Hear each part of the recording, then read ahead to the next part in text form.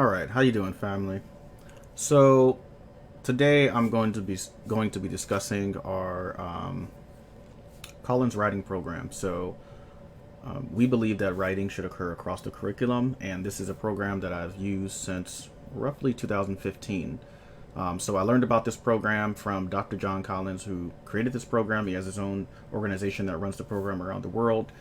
He was at the Harvard Principal Center when I was there at an institute back in 2015, and he trained all of us. So it was a hall full of 300 principals, and he told everyone to take out a pencil and a blank piece of paper, and you can tell how everyone got a little bit nervous. These are principals, right? We were all a little bit nervous, and it was trying to help us understand the anxiety that's associated with writing, because when you write, people judge you, right? How is your penmanship? How is your punctuation? How is your spelling? These are all things that really come to surface when you write. And this helps us to really assess the literacy of every person inside the school, every child. So I'm going to talk about how the John Collins writing program does work, and how we use it, and how I've used it across the schools I've worked in and opened, and how we're going to use it at Buffalo Creek Academy. So every day, every class will start with this slide. This slide, that only thing that will be different is that instead of saying Collins writing program, it will actually say the subject. So grade 5 science, grade 6 social studies, whichever it happens to be. And then I'll have the teacher's name, and this is the background. So sharpen the mind, carve the path. That's our motto, right? We sharpen their minds with our program so they can carve their paths to success. Okay, so every child, when they walk into their classroom, they sit down, they know this is in the background. The teacher is not going to have to say anything when the next slide comes up. The students will know where to look, where to find their information, and I'm going to talk through that right now. So if I was a child sitting in the classroom at Buffalo Creek Academy, I walk in, I'm greeted by the teacher, I put my things away, backpack on the hook, I sit down, and there's already a piece of paper sitting on my desk, and actually a notebook rather, that has it's already set up for me to write. And here it is. This next slide comes up, and it automatically starts. So the first thing that you're going to see occur is that the page prep, that triangle is disappearing. So the child has 45 seconds. The student has 45 seconds to prep their page, write their name, write the date, and however many lines. So right now the quota says 10 lines. They enumerate the lines 1, 2, 3, 4, all the way down to 10, skipping a line and placing the X. So I'm prepping my page. I'm writing the name, the date. I'm writing the number of lines required, skipping a line and leaving space. That's all I'm doing right now. Okay, I'm just prepping my page so that I can write. And I have 45 seconds to do that, right? After that, then it's prompt review time. So during that time, I find the prompt, which is there, right? It will be there. It will say something to the effect of, when do you want to take your first cruise, and where would you go if we happen to be talking about cruises? I'm just going random here, but the teacher gets to decide the prompt. The prompt needs to be related to the subject, and right now this is a type 1, so it's really creative writing. So this is not assessment based writing. You're not asking the students to name 3 facts from the lesson prior. You're just getting them to write. So it's an open-ended question that is allowing them to be creative. What you're going to be looking for in a type 1 is that they meet the quota. That's all you're worried about. So as a student, my prompt review time is up, and now you'll see the numbers start to disappear. Now it's time to write. Now, as I said, there is no talking happening here. The teacher doesn't have to give instructions. The students have already been trained on how to use the slide. So they've come into the classroom, they've sat down, they're already writing now. Now what's occurring while these circles are disappearing, the teacher is circulating the classroom, looking at the responses, maybe having some small chats with those students based on their individual learning needs. But this is what's happening inside the classroom. It's quiet. Now, again, this happens across the school. All of our classes start at the same time. So class starts silent.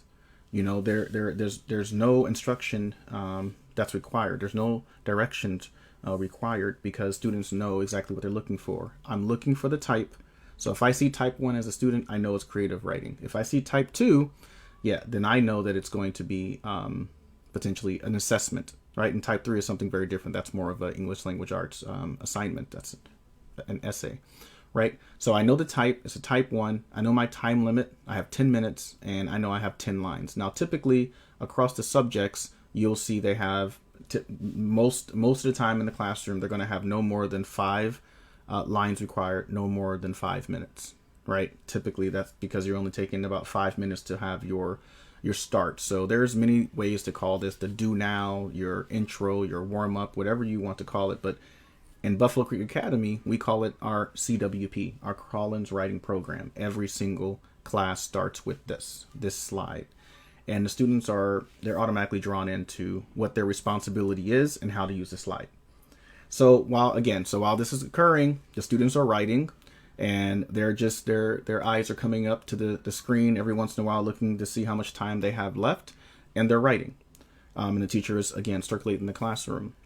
Now, once this time actually expires, so let's say this was a 5-minute prompt, all you're looking for is to see if the child met the quota.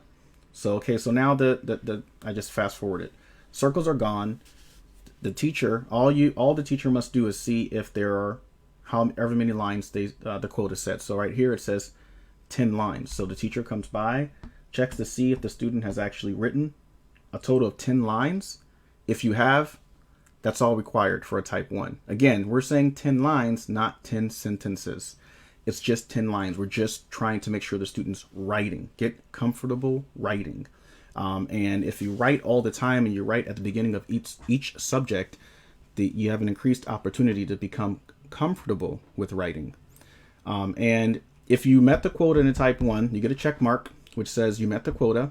You put your John Collins book away and we start the lesson, right? If you did not get the quota, there's a minus at top, which this is something signaling to the student, okay, try harder next time, make sure you meet the quota.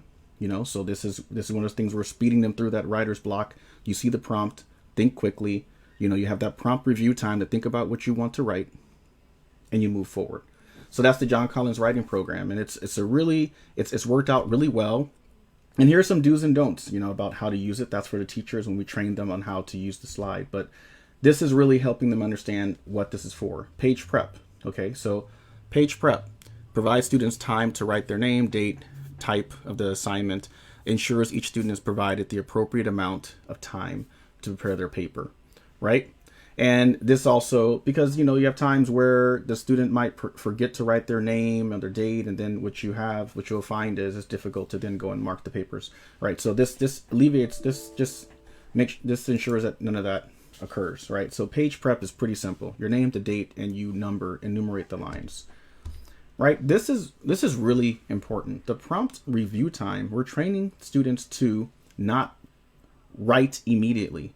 You must wait 45 seconds at least and read the prompt and ensure that you understand the prompt. This is now, it's your responsibility to raise your hand if you don't understand, and the teacher will circulate to you and explain what the prompt is. But that's 45 seconds where you're not writing. Now imagine that. So now, we know our students are taking assessments. They take internal assessments, state level assessments. They will definitely take assessments when they're in college.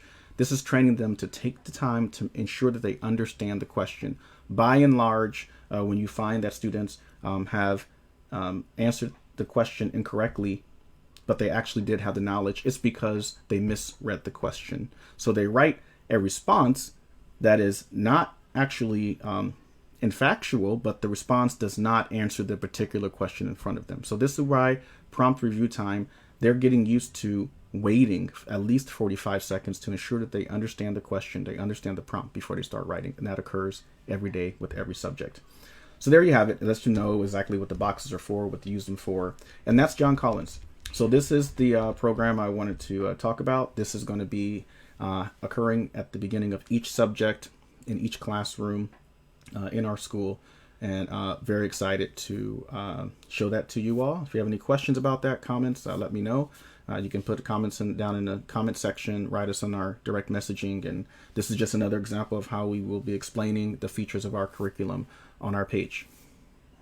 Okay, family, I'll see you next time at broadcast.